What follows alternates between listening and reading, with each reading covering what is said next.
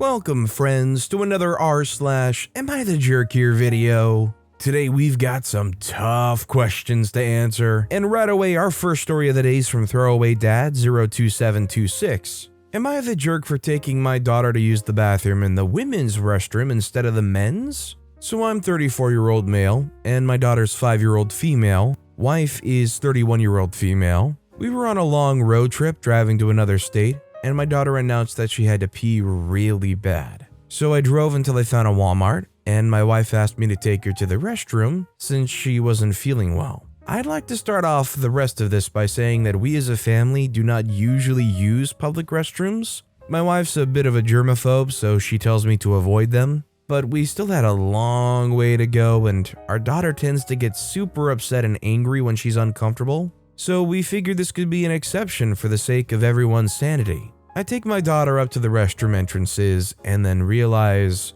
I'm not entirely comfortable taking her into the men's restroom. They're usually pretty gross, and for other reasons I'm sure I don't have to explain. So I take her into the women's, and at first it was completely empty. But then an older lady and 2 college-age girls walk in while I'm waiting outside the stall. The 2 girls kinda give me the side eye but don't say anything. The older lady, on the other hand, asks me what I'm doing here and that she was gonna get police. I quickly explain that I'm just waiting for my daughter to get done using the bathroom, and then I'd be out as quickly as possible. She kept saying that I had no business in here and I could have just taken her to the men's restroom since I was a man. I didn't want a scene to erupt, nor did I want to keep explaining myself, so I just apologized and went quiet. At that point, my daughter was done. We left and I told my wife what happened, and she got a bit annoyed with me, said I probably made all of those women uncomfortable and it was silly to be uncomfortable taking her into the men's bathroom, since as her father I'd be right there with her.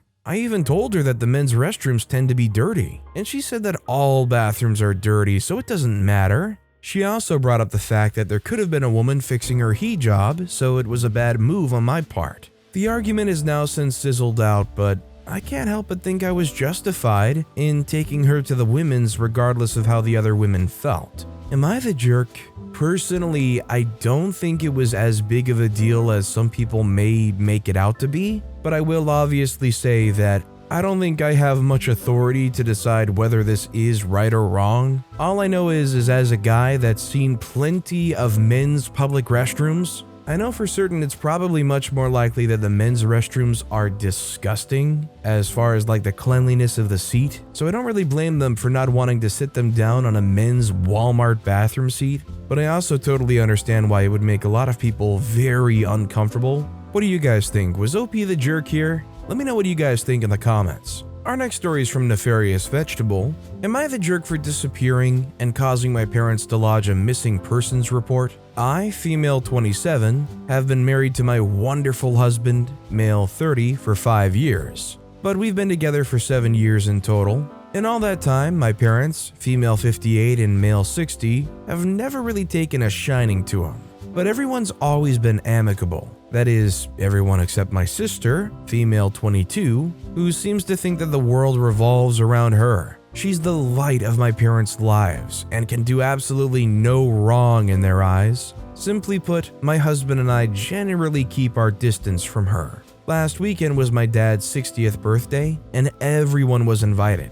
My husband and I went knowing that my sister would be there, but we didn't think too much of it. We expected a pleasant evening celebrating my dad. It's important to note before we go further that my husband follows certain dietary restrictions as part of his religion, which I'm keeping vague, but everyone in his family knows and has been accommodating thus far. Unfortunately, after everyone had eaten dinner, my sister announced that she had specifically asked the caterers to add in some of the restricted food items so that she could test if my husband would even know the difference. To say the least, I was furious. Just for clarification purposes, the restricted ingredients were added into the sauces, and there were no noticeable pieces. My husband and I were both absolutely appalled and just walked out while my sister yelled that she didn't get the big deal and that we need to take the sticks out of our butts. My parents had absolutely nothing to say and just watched. They later texted me saying that I should consider the fact that my sister is young and didn't know better.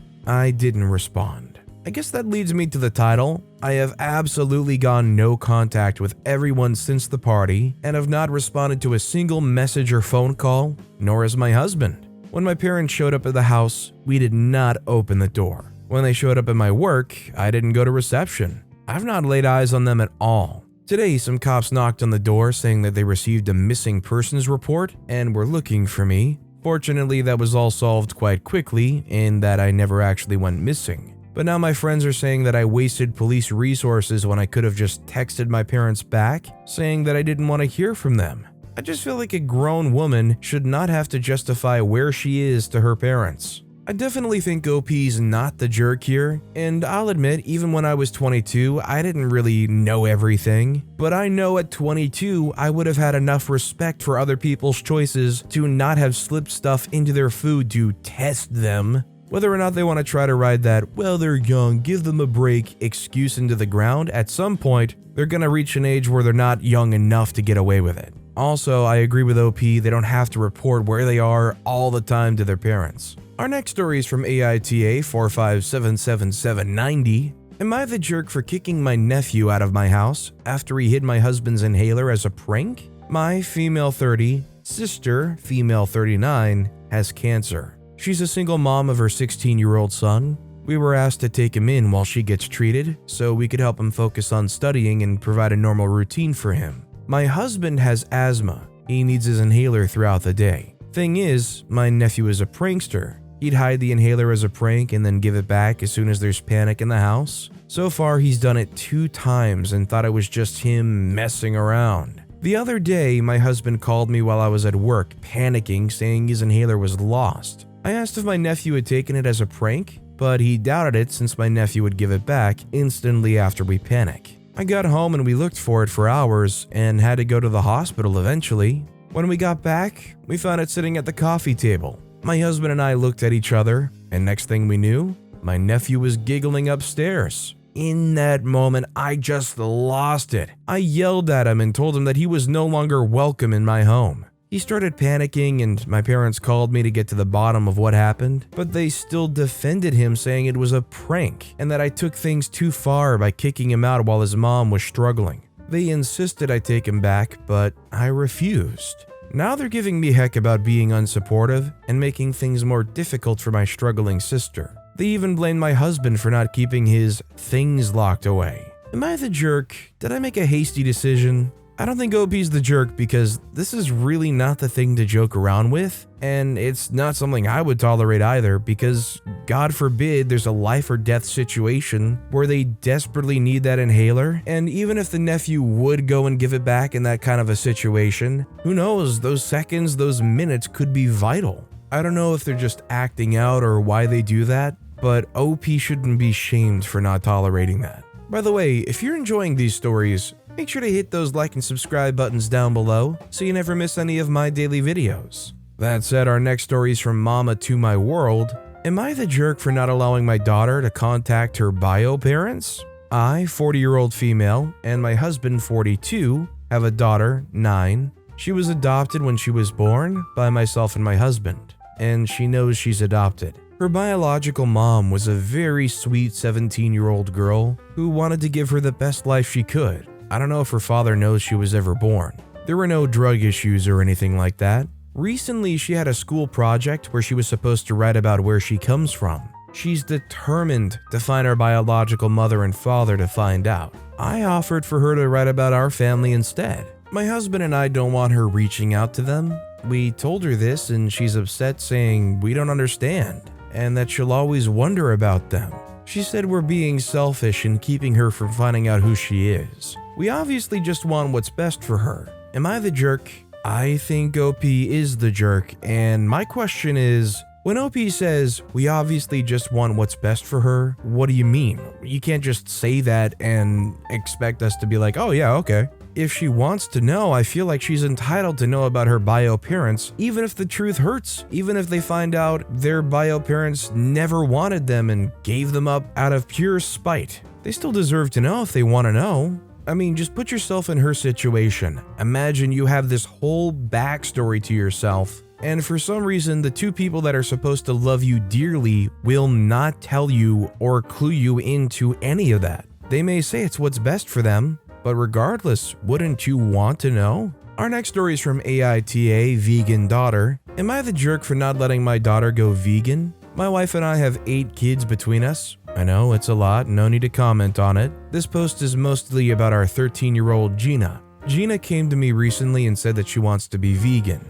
I told her I'll pay for groceries, but she'll have to plan and cook her meals. She can't live off frozen food or takeout, and her mom and I will be making sure that her meals are healthy before taking her out grocery shopping. She was not thrilled. She asked if we could make small changes to our diet to accommodate her, like switching to a vegan pasta and cooking the meatballs separately. But we said no because we aren't going to change our food and eating habits because she wants to be vegan. She said okay and went to her room. Then she started sending me and my wife links to expensive pots and pan sets. One set was $800, plates, cups, and bowls for $200, and her own utensils. I asked why she was sending it to me, and she said she needs new pots, pans, plates, etc. because ours are contaminated. I told her ours are perfectly fine, and if she wants her own, she can buy them with her allowance and start babysitting. Later that day, I got a call from one of my sons saying that Gina was telling him and my other kids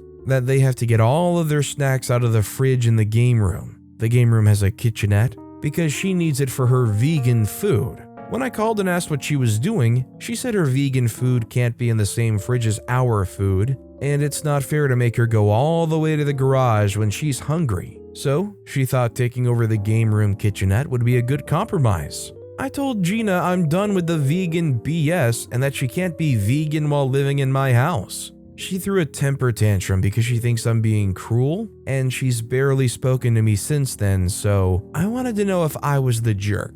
I say straight up outlawing the fact that they can or can't be vegan isn't that cool, but overall I think OP's not the jerk. If they're gonna try to basically take over the house and start commandeering things because, oh, I need this all for my new vegan lifestyle, that's not gonna fly obviously. But just them alone going vegan reasonably shouldn't be an issue. They're just being really unreasonable with it. Our next story is from Midnight Stars 88. Am I the jerk for showing my friend the prenup my fiancé wants me to sign? My fiancé asked me to sign a prenup, which I have no problem with. I received a copy of it on Monday, and I showed it to my friend, who's my fiancé's cousin, because she was curious and she's the only person I know who has any experience with prenups. Reading the prenup is how she discovered something she was supposed to inherit has already been given to my fiancé, and nobody told her. She's understandably upset, and it's causing a lot of drama in their family. Everybody knows she found out because of me, and they're upset with me and blame me for the drama. My fiance's dad asked me why I showed it to her, and when I explained I wanted her opinion, since I didn't have any experience with prenups, he told me that that's what the lawyer was for, rudely. My fiance did defend me, but even he's upset that I showed her, since he thinks the prenup should have been kept between the two of us. Am I the jerk? I don't think I can really blame OP because when you're going into something like this where you're dealing with a prenup, you kind of want second opinions, right? I mean, especially if you have no experience with prenups or what to expect out of it, you want to make sure that whatever is in this prenup is, well, reasonable. I would say though that this would have been much better done with a lawyer, but I get why you wouldn't want to pay for one. Our next story is from Chosa Craig. Am I the jerk for getting angry and yelling at my wife for leaving my keys in my unlocked car just 34 days after her car was stolen out of our driveway for that very same reason? Honestly, the title pretty much covers it, but I'll provide some additional backstory for those curious. There's been car thieves roaming around our area for a few months now. It's a huge problem and they've boosted a ton of cars. My wife has this awful habit of leaving her keys in her car and the car unlocked. I told her on multiple occasions to not do that. Her response is that she grew up in this town and that it's safe. I told her that she knows there's car thieves roaming around and that she's just making it easier for them. Sure enough, just over a month ago, her car was stolen right out of our driveway overnight. She'd left her keys in the car, her purse with ID, and debit and credit cards, all of which had to be canceled, as well as an astonishing $3,000 worth of various gym equipment in the trunk. The car and insurance are both in my name, as I'm the sole income for our family. and I've had to deal with the entire insurance process. Cut to today, my wife's been using my car for a few days now, as we're past the 30-day rental car period and had to give the rental car back.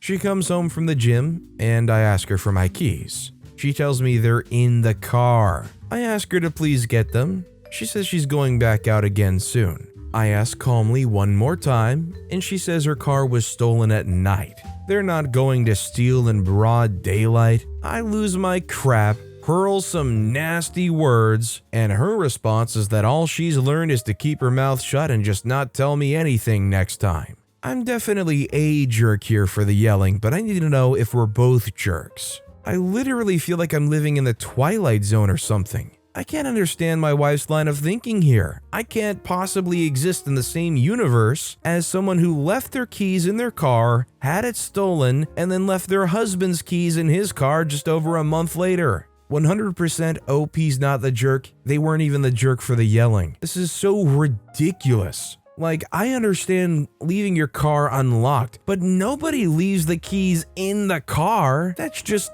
I'm sorry, dumb. Also, can't you potentially drain the battery doing that? I mean, oh my god, it's astounding that they would think that's okay. It's like putting your TV and your wallet and your computer and your phone out on the porch at night just before you lock the front door, and then being surprised when it's all gone in the morning. Even if you want to give them a pass for the first one, how can they not learn from that? Just take the key out and take it with you. It's not like it's a hard thing to do. Don't even let her use the car anymore if she can't do that. Man, what a situation. This next story is from Life Grade 4261. Am I the jerk for asking my wife to pay her fair share? I, male 39, have been married to my wife Stacy, female 30, for 5 years, and we have 2 children together. I also share 3 children with my ex-wife Hannah, female 37. Ever since Stacy and I got together, she's made it very clear to me that my 3 children are mine and Hannah's responsibility, not hers.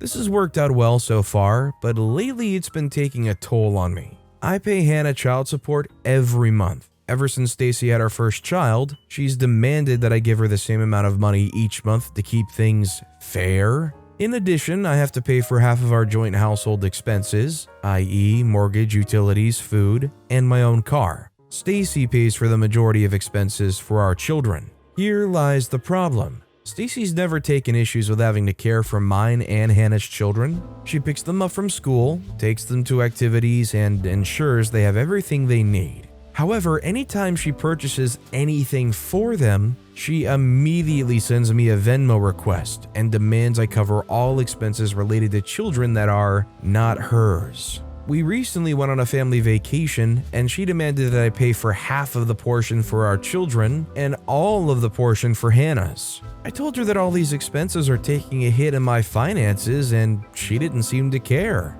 She reiterated that my children are my responsibility. To add insult to injury, she recently started contributing money to college funds for her kids, while Hannah and I have nothing saved for our kids' college. Hannah found out and asked that I start funds for our kids. When I talked with Stacy about this, she said this was fine, but I had to put the same amount of money in the funds she has set up for our kids. I told Stacy I need her to start paying her fair share of expenses around our household.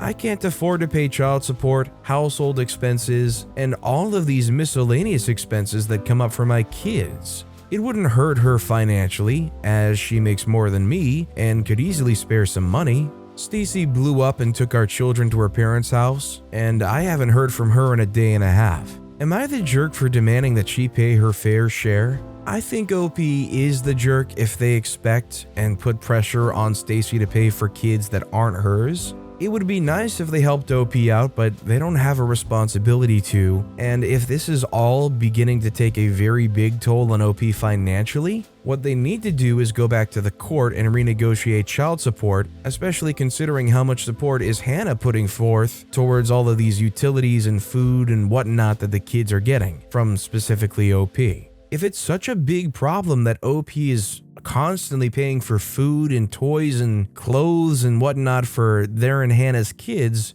shouldn't they have like a home run chance of getting an adjustment on that child support? Our next story is from Big Start 4986. Am I the jerk for telling my daughter that she needs to pay rent? I, 50-year-old female, told my daughter, 24-year-old female, she needs to pay rent. She got out of college in February and struggled to find a job until October. I supported her during the job hunt, and she's been living back home rent-free. I was excited for her for finally finding the job, especially when it's surprisingly well-paying. She told me she won't get paid until late this month. I said it was fine, but she still needs to pay rent. The other day, she told me she planned a trip with her friends and was saving for a plane ticket. I reminded her again that she still needs to pay rent, as it felt like she's trying to avoid rent so she could save money for the trip. She told me she'd pay the rent, but deducting her credit card bill. Apparently, she wanted me to pay her credit card bill first and then keep the rest as rent. I told her it was unacceptable. She rolled her eyes and tried to walk away. In the heat of the moment, I said some unfortunate things. At the end of the fight, she finally agreed to pay the rent and her own credit card bill.